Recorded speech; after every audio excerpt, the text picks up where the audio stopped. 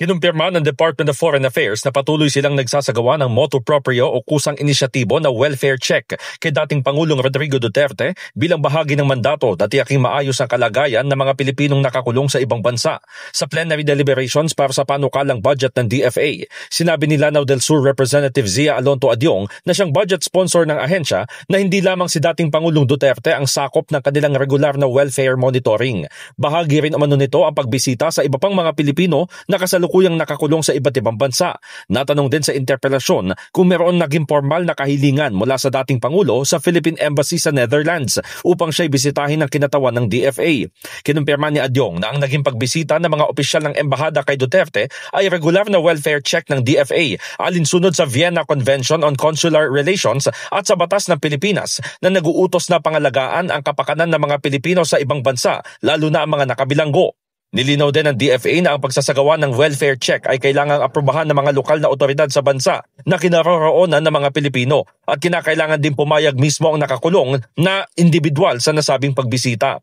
Mula 2024 hanggang sa kasalukuyan, aabot na sa 106 na Filipino detainees sa iba't ibang panig ng mundo ang personal na nabisita at na-monitor ng mga kinatawan ng DFA bilang bahagi ng kanilang mandato sa pagbibigay ng proteksyon sa overseas Filipinos. In the heart of changing lives, ako si Brigada Haji Caaminio ng 105.1 Brigada News FM Manila, the Music and News Authority.